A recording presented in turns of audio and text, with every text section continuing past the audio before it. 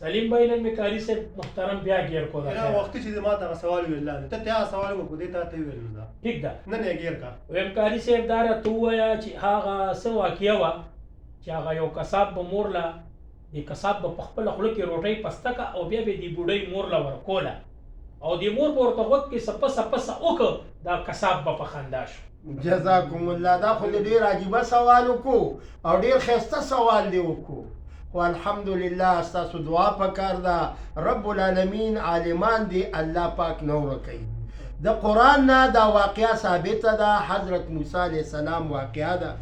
حضرت موسی علیه السلام په زمانه کې یو زنانه ده چې هغه عمر نه ډېره ضعیفه شوې ده او رب العالمین هم په قرآن کې فرمایي کله چې ستاسو والدین یو یا دواړه بوډاوالي عمر ته ورسي وبالوالدین احسانا تاسو ورسره بیا احسان کوئ نو دې کساب به د مور عزت کولو قدر به کولو او چې کله به غوښه خرڅه کړه نو پستا غوښه به راواغسته او دې مور له به پکې شوروا جوړه کړه نو ډوډۍ به ورله پکې پسته کړه او یو پوټی او یو نوڼۍ به دې مور له خوله کې ورکوله نو دا مور بیا څه کوي؟ دا خو بوډۍ زنانه ده نو لاسونه به یې کچکول کړه او ډېر په شوق سره به ویل ای زما بچیای رب العالمین دی حضرت موسی علیہ السلام سرای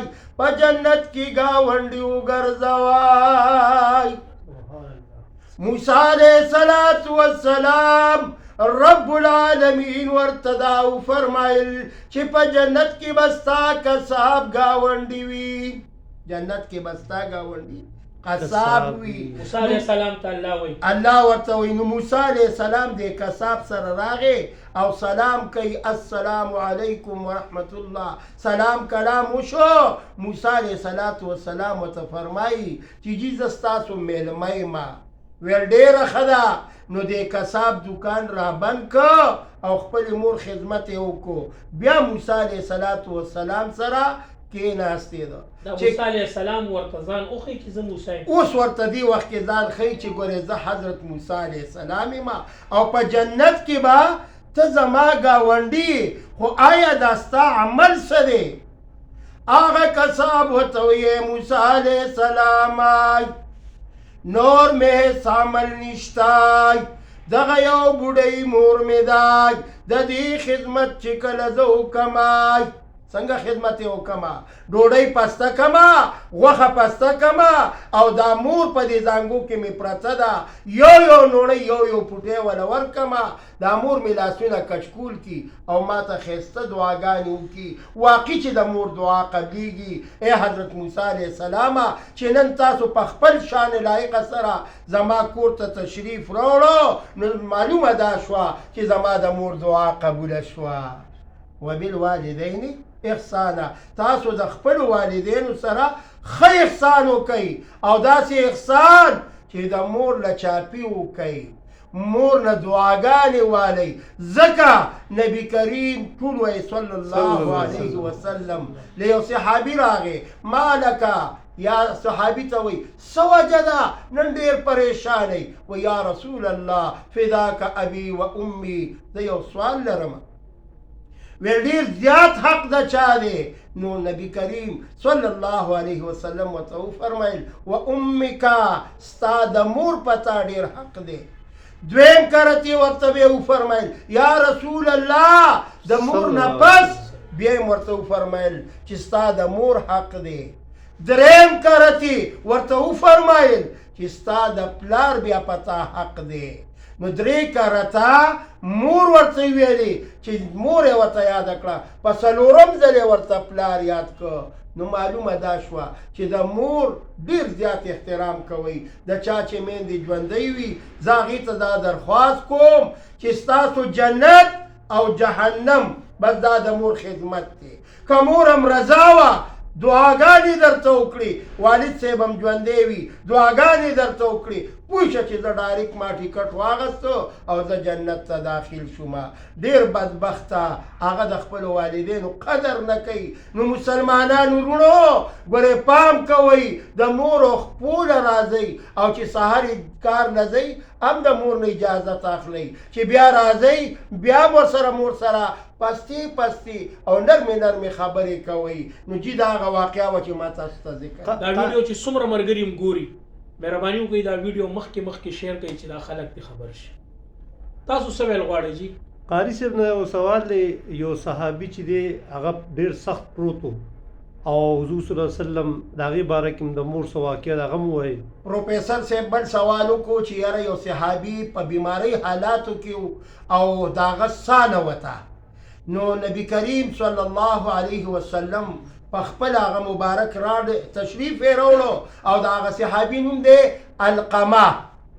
القمه رضی الله تعالی عنه کم عملو.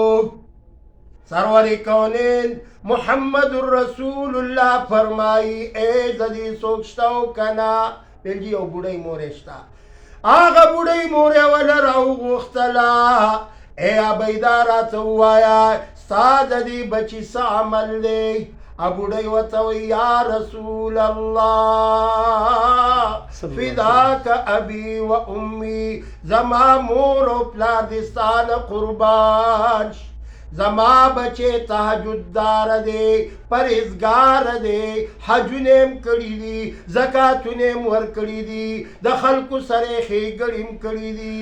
یا رسول اللہ خو زما ترېنه دا زړه کې لږه معمولي شانې ګیله راغلې ده. سرور کونین ورته فرمایي اے ابی اوس ورته بخښنه کې او که نه؟ و یا رسول الله زړه مې نه غواړي. دا مور یې نه بخي؟ دا مور ورته وایي چې زما زړه نه غواړي چې زه ورته بخښنه وکړم. سرور کونین محمد رسول الله صلی الله علیه وسلم د حکمت عملی نه کار اخلي. اے صحابو خشاک را جمع کوي. دا بوډۍ ورته وایي یا رسول الله خشاک باندې څه کوې؟ اے ابی کته ورته بخښنه نه کې ټیک ده چې ستا بچی دی خو دا زما د امت نه دی، صحابه ټول زما امتیان دي. اے ابی د جهنم هغه اور ډېر سخت دی. نو د ابی په زړه کې رحم راغی چې پام کوه یا رسول الله ما بخښلی دی چې درې کرتې وفرمایل. نو هغه صحابي القمه رضی الله تعالی عنه روح پرواز وکړو. نو چې روح یې پرواز وکړو نو د مور بخښنه کې دومره لوی کمال دی.